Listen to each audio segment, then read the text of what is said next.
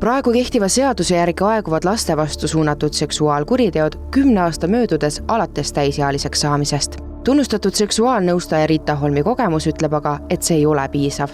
Olles aastaid seksuaalvägivalla ohvritega töötanud, kinnitab ta, et enamasti väärkoheldakse lapsi väga noores eas ning nad on võimelised sellest rääkima võib-olla hoopis aastakümneid hiljem.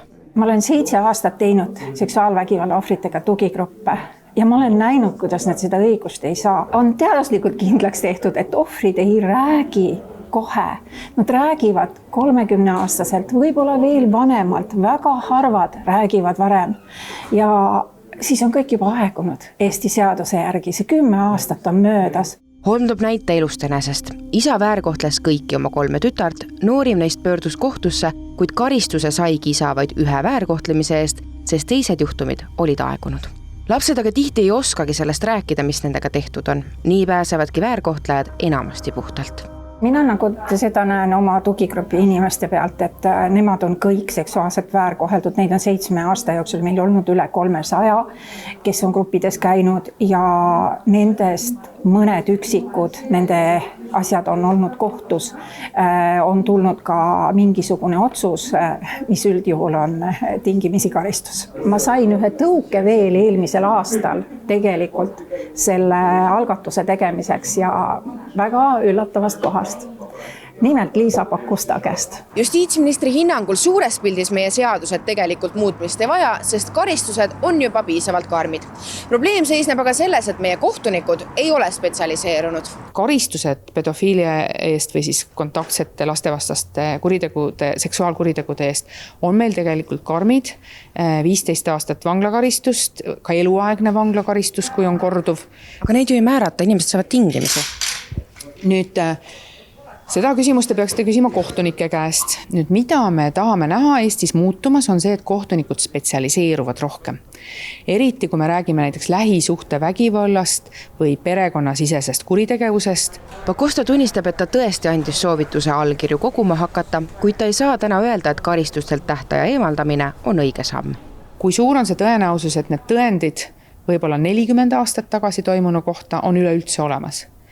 Et me peame ka nagu seda mõtlema, igal juhul see on teema, mida tuleb arutada, aga me peame ka seda mõtlema, et me ei tekitaks pettumust.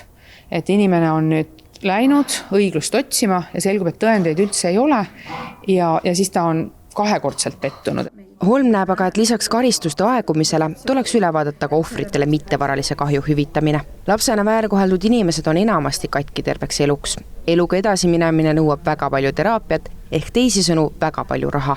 Sotsiaalkindlustusametilt on küll võimalik taotleda 1-kordselt toetust, kuid seda tuleb ise nõuda ning selle summa eest saab vaid paar teraapiakorda. Tänane kogemus näitab, et kurjategijalt kompensatsiooni saamine nõuab veel omaette kohtu kadalippu. Nagu mulle üks ametnik vastas selle peale, et miks kohe ei määrata seda kompensatsiooni, et neil niikuinii ei ole raha maksta. Ma olen seda mitmest kohast kuulnud, alles hiljuti ka kusagil keegi kirjutas. Mis vastus see on?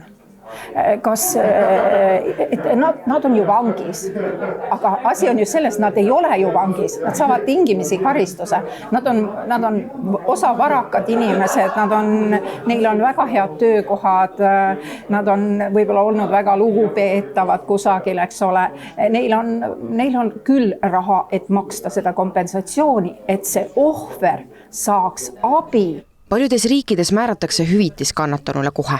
Pakosta ütleb, et tegelikult on see võimalik juba täna. Ohver või tema kaitsja peab seda lihtsalt oskama küsida. Ministri sõnul tuleks keskenduda hoopis ühiskonna hoiakute muutmisele. Tegelikult see lahendus, mis oleks kõige parem, oleks see, et meil ühiskonnas oleks selge kokkulepe, et häbi peab tundma see, kes teo tegi. See, kes ohver on, tal ei ole midagi häbeneda, sest tema on ohver, ta on selle kurja tegija ohver, aga see, kes tegi, tema peab häbenema. Ja kui me nüüd saaks selle ühiskondliku muudatuse oma suhtumises, siis tegelikult inimesed pöörduksid õiguskaitseorganite poole kiiremini ja me palju rohkem saaks kurjategijaid kätte, sest mida kiiremini sa pöördud, seda suurem on tõenäosus, et on olemas tõendid, et saab selle kurjategija ikkagi süüdi mõista. Tõsiasi on aga see, et rahvaalgatus on vaid nädalaga kogunud pea 11 000 allkirja. See näitab, et rahvas tahab, et riik suunaks fookuse ohvrilt kurjategijale. Holm loodab, et tegemist ei ole järjekordse paberiga, mis lükatakse Riigikogus sahtlinurka. riigijuhtidel ja ministritel on üpris raske ka laveerida kõikide nende asjade vahel seal, et ma siiski loodan väga, et see asi saab teoks ja võetakse vastu see seadus ja laste vastu suunatud seksuaalkuriteod ei aegu mitte kunagi ja ohvrid saavad õigust ja ohvrid saavad abi ka, et nad saavad käia teraapias, et nad saavad oma elu muuta täisväärtuslikumaks ja paremaks.